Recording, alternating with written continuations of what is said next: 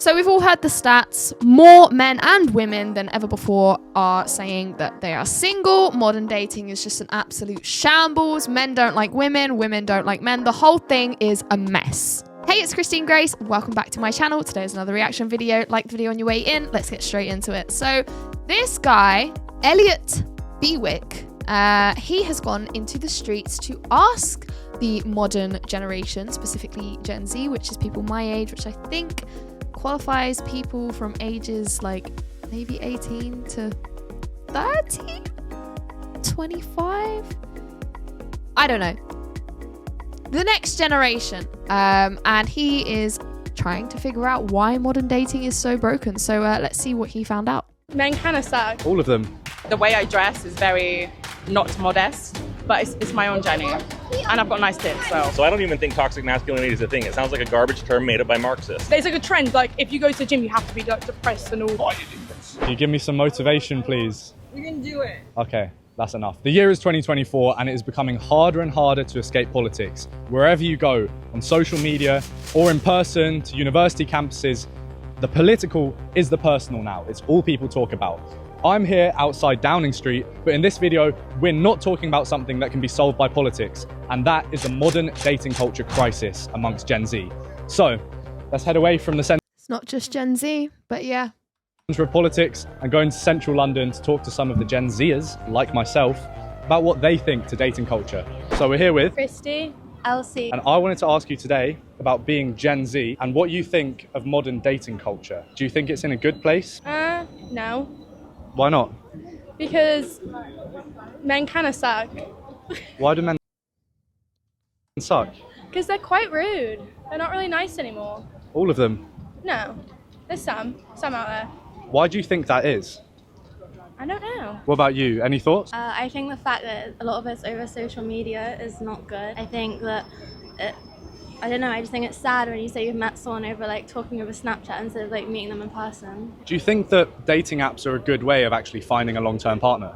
I mean, I know quite a lot of my friends that have met their boyfriends through a dating app. I don't know, I mean, I guess it can work out, but I also feel like it's nicer to meet the person in person. I guess it's hard because dating apps, you only see photos and a few cheesy prompts. Yeah. What percentage of men in 2018 do you think said that they hadn't had any sexual activity in the last year?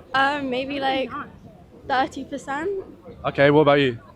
Like 40 maybe? Okay, it was 34%, a third of people, and that was 6 years ago, so I can imagine after the lockdown, yeah, it's a lot less. Do you know what that is now? It's probably like 50%, it's a coin toss. It's heads or tails whether men are getting any head or tails. I'm gonna get in the middle of you two, I'm gonna split up the couple. So I'm here with Max. Emily. I wanna ask you, how did you two meet? At a run club. At a run club? Yeah. I've heard about this. There's far more young people now engaging in these run clubs, and it's, you know, it's literally just a place where people meet up and run together. I've heard really good things about them. Apparently it's a great place to meet people. Slid into her DMs and said, you and me need to run at this run club. Rest was history. No word of a lie. No, No word of a lie. And how did you find her on DMs? She's got a small following. She had a bit of a following. I followed her for a while, and yeah, I just thought, why not? And you were a fan? Nah, not a fan. Yeah, he definitely was.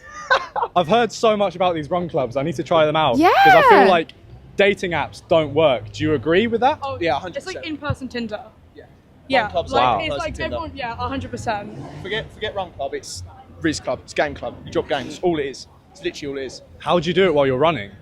You do it before or after, because when you're running, Like, do you go for a coffee? Yeah, Do you yeah. want like go for Nando's or Yeah. something? That's exactly what I did. Do you feel like people are sort of ditching dating apps for run clubs because it hasn't worked out for them? Yeah, I'd say in London, yeah, definitely, because I feel like, especially when you get to your sort of early 20s, you kind of want to stray away from the dancing, drinking, smoking culture. Right. And I feel like run clubs, as soon as you hit 22, you're at a run club. So yeah, so definitely. What That's good. I like the fact that that's the direction people are moving in. made you want to stray away from that culture? Why don't you? How old are you? 22. 22. myself. Yeah. So why don't you go out and go clubbing and drinking every night? I think there's nothing wrong with it. It's just when you want to kind of get to that next level, I think that's just the part of your life you've got to suppress. I'd say so. And would you go for a guy if he was really attractive and nice, but if he did go out clubbing every day and smoking, whatever else? Oh no, 100% not. Why Like, not? Most unattractive thing is vaping. Like anything like vaping, drinking, smoking, not a bit of me. And I don't do it myself, so like we can't relate. Do you know what I mean? And it's hard to find the balance. Some people can do it. I'd say I'm quite extreme when it comes to fitness, so I don't have time. And what would you go for if you could list like 3 attributes to a guy? Physical, personality. Both. Oh, physical, tall, mullet. Oh, they are so sweet. Okay. That's what I describe you. And what about That's so nice. what about you? Cut the flirting and try and Yeah, impress yeah. each other. 3 most important things. Yeah, I just think funny, laid back, and just they have to be physically active, 100%. Okay. Definitely, that's a big thing for me. What do you see as the future for dating our age? Because, you know, there's been loads of stats. 54% of Gen Z guys, once they turn 20, say they had any relationship in their teens, Really? even just one. So if you're at a pub with your mates, a group of boys, and you ask them about their relationships in their teens, only half of them would be able to That's even tell you crazy. about anything. Why do you think that's happening? I think that's a good question. I think it could be twofold. So one, they're either really just not interested, they're trying to like make themselves who they are at an early age, or they're just not, sounds mean, but they're not at that age where they want to care about it. So it's just not something that they've tried to practice dating and things like that, I'd say. Yeah. Do you think social media has a part to play in this? What, in like men not being able to date? Yeah. Sort of. I feel like it's really like glorified to be like that hardcore, heartbroken gym bro that like can't speak to women and like is like emo. Do you think, I guess what you're alluding to there is that it's almost cool to suffer and be a bit of a victim? Oh, 100%. Yeah, 100%. There's like a trend. Like if you go to the gym, you have to be like depressed and all. Fight your demons. Yeah, do you know what I literally. mean? It's like, Bro it is ain't that fighting deep. his demons. It's not that deep, is it, realistically? Just get out there. Get out there, meet a girl, go gym. Touch grass. Yeah, touch some fucking grass, smell some fresh air. You're fine, mate. Yeah, do you know what I mean? Simple as that. Do you reckon that's What a down-to-earth couple. They're really sweet. going to change? Final question. Do you think that victim culture that we have going on our age is ever going to go away? I think I think there's no light without dark. You're always going to have some people that are staying within that realm. But I think if you're looking at the right things and with the right people, 100% it will change. You just got to surround yourself with the right group, consume the right content, and it can be the pathway into either a really good life in that sphere or not at all. Do you agree? Oh yeah, 100%. Like, well, I just think, I don't know, I don't think of it that deeply. I just think, I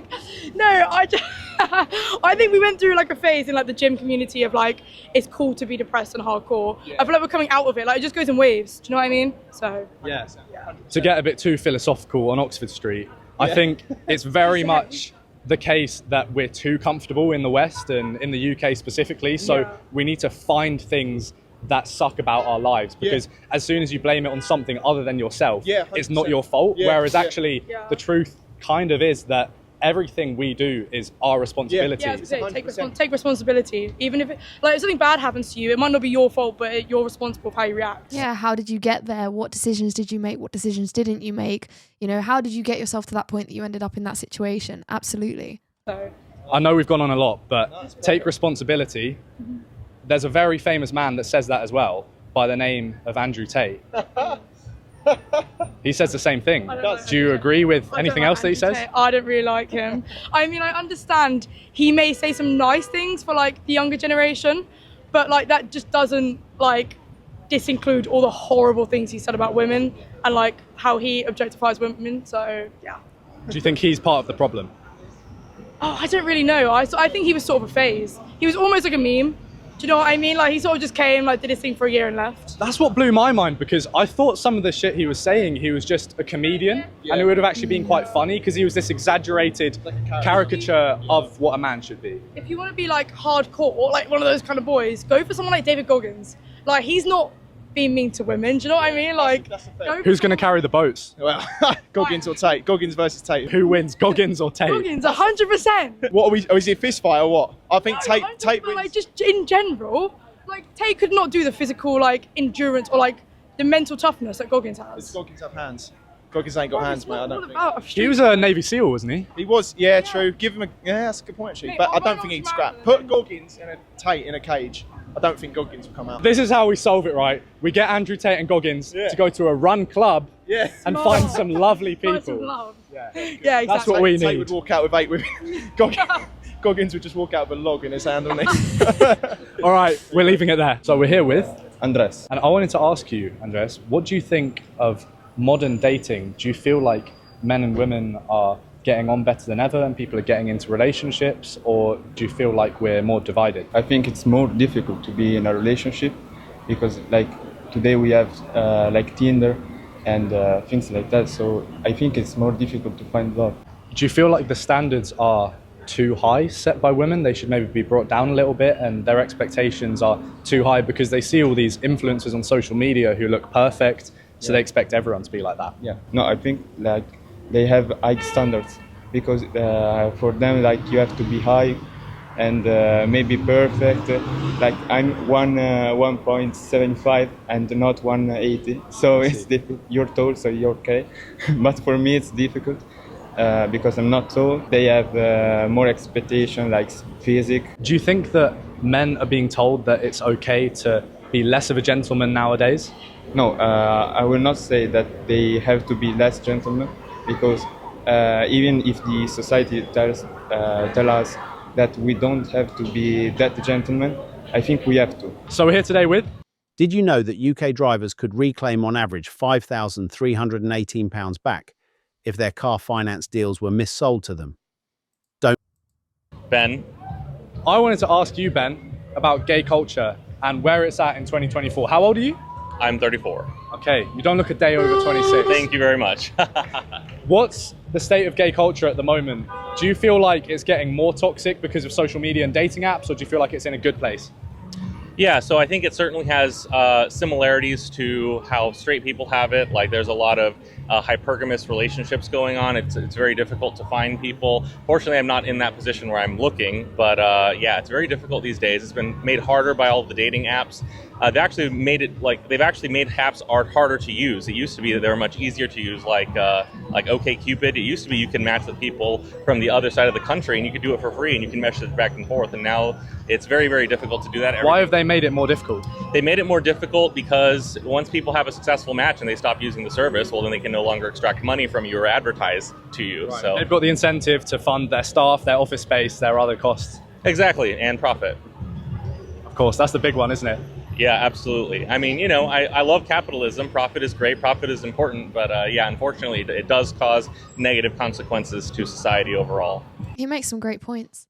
Do you see a way around that? Can you imagine an app that's sort of like a charity and it gives really good prompts, lets you work out what people are actually like?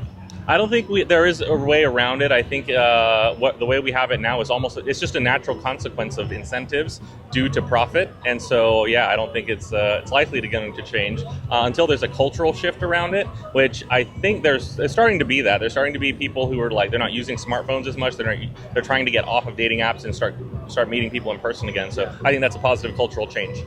Yeah, it's like a rebound to the whole online dating sphere. Hopefully, it's urging people back out into speaking to people in person. Charlie Munger, show me the incentive and I'll show you the outcome. Absolutely, 100%. So what would you say is the biggest difference between straight culture and gay culture at the moment? Oh, good question. Well, so for gay men, there is, it's much more overt. There is like a hookup culture. It's not really frowned upon. No one really has to like pretend they're not into it. Whereas with I think more so with women, there's like they have to kind of pretend to not really be into it type of thing. Although unfortunately, promiscuity is through the roof and actual This gay guy is based. relationships are on the decline, and yeah, so not good. But I think that's one of the key differences, just the acceptedness of being extra promiscuous and sexual. And why is it accepted to be extra promiscuous as a gay man but not as a straight man or a Because men are more promiscuous than women, naturally. straight woman? Well, just men are different than women. I mean, men in general, like, He's so based. they pursue sex more. So women have to be more selective evolutionarily because they have to carry a baby for 9 months and then also provide This guy.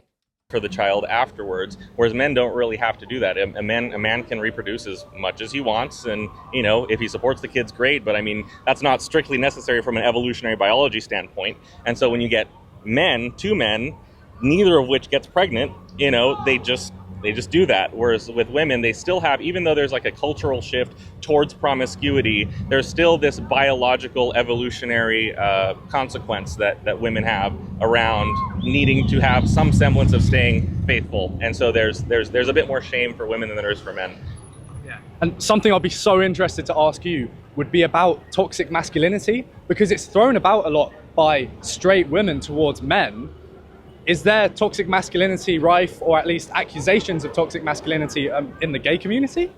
You know, I've not heard a good definition of what toxic masculinity even is. What is it? I would like to know. And so to me, it sounds like it's just a nonsense word that is intended to shame men for having traditionally masculine views and desires. I think it's perfectly acceptable and perfectly normal for a man to want to be strong, successful, being able to provide and protect for women, and wanting a woman who is submissive. Women, even the boss bitches, and even these more, I would say, masculine women who want to be in charge of everything, they still want a traditional man. They want a man to take care of them, provide for them, pay for everything. They still want that. And so they want a traditional man, but the man wants a traditional woman, and the woman traditionally would be submissive, follow his lead, not in a domineering, controlling way, but in a protecting and providing type of way. And so, so I don't even think toxic masculinity is a thing. It sounds like a garbage term made up by Marxists. Now, as for toxic masculinity in gay... Find this guy and protect him at all costs. This guy is awesome. He knows. Culture, there's not really very many accusations of that. There's a lot of sort of a wide range of acceptance for various forms of, or various degrees of masculinity. Very effeminate men are largely accepted. Very masculine men are actually quite celebrated among gay people. There's not that much, oh, you're too masculine, or oh, why are you like that? It's very rare, actually. Yeah. And I guess the danger of throwing around a phrase like toxic masculinity too much is that people get scared and they go the other way, and people actually try and hide their emotions or whatever else. But then that's not masculinity either. You know, masculinity is about integrating your emotions, not showing them too much or too little. Yeah, I think masculinity is perfectly healthy, just like femininity is also perfectly healthy. They're the consequence of evolutionary biology, and our evolutionary biology serves us as how we got here. And I guess the fact that we are here today and we've evolved to this point shows that real masculinity and femininity are healthy, because otherwise we wouldn't have survived as a species, right? Exactly. So for men to be traditionally masculine, it means you take care of and protect and provide for the people that you care about. You take care of your children, you take care of your community, and you take care of your family, you take care of your wife or your woman. For a woman to be traditionally feminine, in my view, is to be a caring, nurturing mother who does a good job rearing children, and also is a good supportive partner to the husband. The husband is the one who has to go out hunting, go to war, go earn money, and provide for the rest of the family. And the woman's job is to bring him peace and to be a sense of calm in his life when he's otherwise dealing with war out in the real world, just to provide. It seems very polarized, and 54% of men that are Gen Z report that they didn't have any relationships as a teenager, which is pretty shocking. If you go to the pub with a group of lads and you ask them about their experience in relationships as a teenager, only half of them could tell you an experience at all. How do you think we get out of this situation? Yeah, that's a fantastic question, and unfortunately, there's an increase in overall loneliness, the loneliness epidemic, and also people tend to not have as many close friends anymore. For people in my generation, as we've gotten older, people they move in with a spouse, they have kids, and so friendships just kind of fray as a result of family pressures. But also, my brother, my youngest brother, he's still in his teens, and they don't really go out and do stuff. Like they're just on their phone rather than going out to do something at the mall. They'll watch a video of a TikTok of someone doing something stupid at the mall, but they're just on their phone, in the living room type of thing. So it's unfortunate. We've sort of, life has become so, I think it's largely a consequence of phones in general. People are just constantly glued to their phones. It's constant dopamine seeking, and we get the dopamine hits instantly without trying. And so we don't really have the incentive, or not the direct incentive, to go out and do stuff for fun with people. Because now you can get the dopamine hits. Also, it's more fun in some senses to see the people that you actually want to see on social media versus going out to a bar or a club or whatever and interacting with people who maybe they're kind of awkward, maybe you want to go home, So that the imperfection of the in-person socialization actually provides as a counter incentive to actually going and participating at all. Of course, it's risk aversion. If you're at home on your phone and you haven't really had a chance to see the beauties of the world because you're young and you haven't traveled, especially because of COVID lockdowns or whatever else, why would you go outside and risk being Me Too'd or rejected by a girl in a club when you can just buy a sex doll and go at it, or have an AI girlfriend online that nurtures you? Right, exactly. The AI girlfriends, the robots, those are coming soon. And they're coming. They're going to be coming soon, and in more ways than one. Yeah, absolutely. It's very sad because interacting with people it's a wonderful thing. We're a social species. Even people who are rather introverted like myself, it's still important to get some socialization. That's how you are able to function in the world. And by having social skills, that allows you to find a mate. It allows you to be a better parent. It allows you to do better in your career. It just gives you an overall more fulfilling life. And so if we don't get that socialization earlier in life, then that hampers the ability to get relationships and maintain and deepen relationships later on. So it's actually quite sad, unfortunately. As for reversing it, I don't know. I think it really just is a cultural change that needs to happen, which is easier said than done, because we still have all of these incentives of easy dopamine hit play on your phone, and it's getting worse with the whole Apple Vision thing. And we're soon going to be like that movie WALL-E, where everyone just has a screen in front of them constantly, or the Matrix type of thing, where you're just glued in, and there's destitution and destruction and poverty all around. But as long as you have your headset on, you can do whatever you want. You can be on the moon. You can dance with the stars yourself virtually. So I don't really know what the solution is. I'm not personally, I'm not very optimistic about the future, but all we can do is be aware of these things and do our best for ourselves and for the people that we care about, inform them, and try to encourage people to move in a better direction. That guy was absolutely spot on with everything. What do you think to the state of modern dating culture? I don't know. So I'm here with Rajna. Catherine. You. Wanted to be on camera. Why did you want to come on camera? I want to know what you want to ask me. Well, I was very intrigued why you've gone up to the Take a Free Quran stand in the middle of Leicester Square. I've always wanted one, and it's free as well. The free what stand? Well, I was very intrigued why you've gone up to the Take a Free Quran stand in the middle of Quran? What is that? Leicester Square. I've always wanted one, and it's free as well. I'm on my own journey with God right now, so... Tell me more. Well, I was brought up Muslim, but I had trouble with Islam because of people, and the Islam community and the Bengali community is quite tough. People are very judgmental. Like, the way I dress is quite tough. People are very judgmental. Like, the way I dress is very not modest, but it's my own journey. Yeah, that's not just by Islam standards. By Islam standards, you are a nuclear bomb, but by the rest of society, you're still promiscuous. And I've got nice tits, so. That's great. Are you religious at all? I mean, yeah, but like, if they're like good, which they are, I mean, I certainly don't have that. Why not give them the value they deserve and let them only be seen by someone special, because you're devaluing them by giving them to everyone. At all? No. How come? I love the idea. Are you religious at all? No. How come?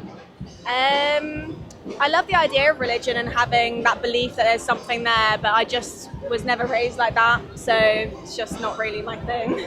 This is actually very, very popular among most white British families. Most of us weren't raised religious. I wasn't raised religious. And it's very normal in the UK to not believe in God. Okay. Do you think that there's a possibility that God might exist? No.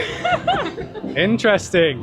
Why not? I know this must sound like quite outrageous to a lot of Americans, because you guys have quite a different culture with regards to faith. But this, I know it seems outrageous, and even me now, as someone who believes in God, it sounds outrageous. But honestly, this is very, very normalized in the UK. Most people are actually like this when asked about the question of God. I can tell you now for sure, if I was to ask my family members about God, it would be a very similar reaction.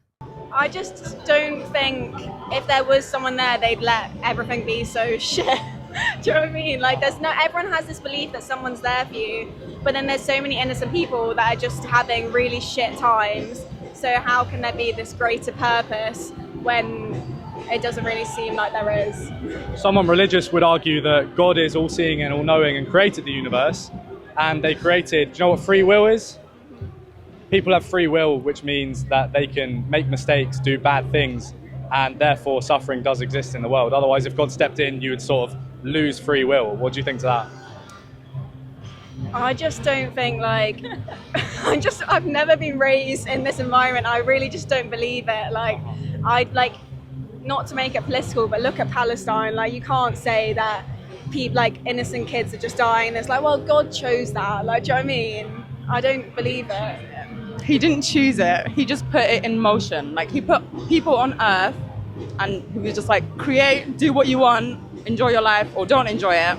So everything that's happening is via humanity. It's got nothing to do with God. People are killing each other because they're killing each other. How do you see the culture clash of Islamic dating culture versus Western hookup culture, I guess you'd call it, with apps like Hinge and Tinder? How do I view it? Yeah. Do you think one's maybe more right than the other? Do you think they both have their own good and bad parts? I think it's completely within everyone's like personal like choice. If someone wants to go hook up someone, like fine, whatever. But also it's difficult in Islam culture. I feel like it can be quite controlling at points. So it's, Would you agree with that first? Yeah, 100%. Okay. yeah, it just seems quite like a male-dominated culture. I'm not saying that's all of it, but like there needs to be kind of a balance between everyone having free will, as you said, to like do what they would like. But, yeah. I was in Saudi Arabia earlier in this year, 3 times actually. A lot of men said there to me, because I asked them about it respectfully, and they said that, you know, the sort of submissive women at home stereotype comes from a place of love and looking after women as their precious gifts. Do you agree with that analysis, or do you think they're lying? I think it depends on the person. Like each woman has their own views on it. Some people enjoy that and they want to be there to cook and clean. I personally, it makes me feel quite controlled because my dad was very controlling with my mum and she had to do it. So because she was forced to, it made me rebel and want to do the complete opposite. So I don't want to be staying at home cooking and cleaning, but that's my personal choice. So everyone's got their own choice, you know? How do you see modern dating culture in terms of dating apps and social media at play? Do you feel like that's had a good effect on hookups and whatever else, or do you think it's had a bad effect on the relationship between men and women? It's fucking horrific. It's Why? awful. Dating apps are terrible. Hinge is terrible. Tinder is terrible. Get yourself off there. Do you think hookup culture is terrible as well? I think it's terrible, but that's my opinion. Like people are, you know. Why do you think it's terrible? You don't benefit anything from that. It's a spiritual connection. It is. Someone is with you. You're together. You're having sex. It's not just like bash, bash, bash, and you're done. It's deeper than that. It's more important. Does hookup culture not make you happier? If she understands the value and the sanctity of sex, why is she advertising herself for sexual encounters? Yeah, not really. It benefits men more than women, I would say. Why? Because sex for a woman, you need to have more of a connection, generally. Not for everyone, but I'd say most women would say that. I mean, it's biologically proven that women release a bonding hormone when they have sex more so than men do. Yeah, I mean, not everyone, but like some people, I like the freedom of hookup culture if people want to, but I don't think it's majorly beneficial. So to wrap it up, do you look for a masculine man? I do. Why? I want to feel safe and protected and like I can rely on them. And I don't want to use my brain when I'm out with a man. I don't want to use my brain. And can you define masculinity for me if that's what you look for? Masculinity. Someone that makes you feel safe. I just feel like someone big and strong. So many things for you.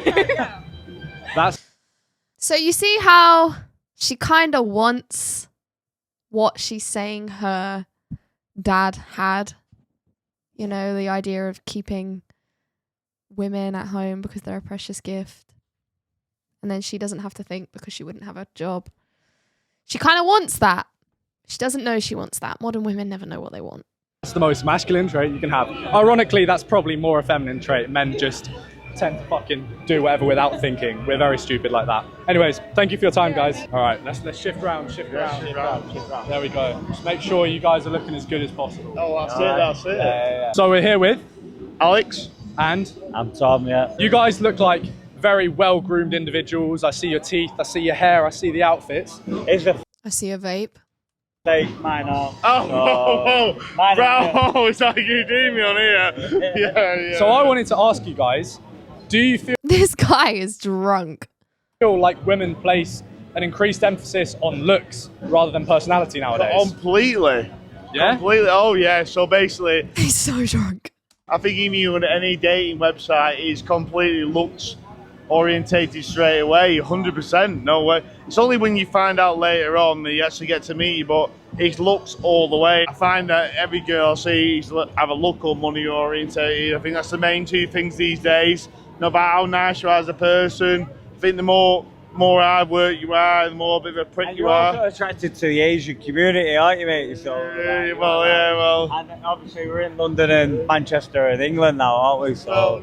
Anyway about that, but yeah.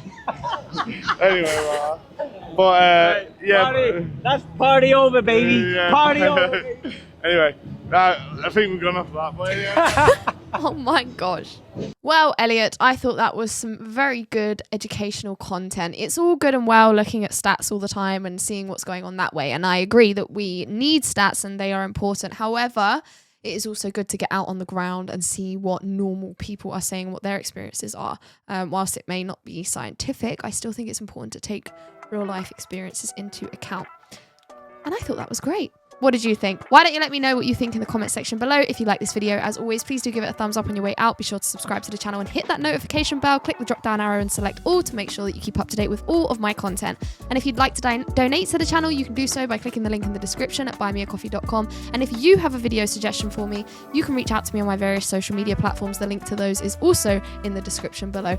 And on that note, I will see you very soon in the next one. Take care. Bye-bye.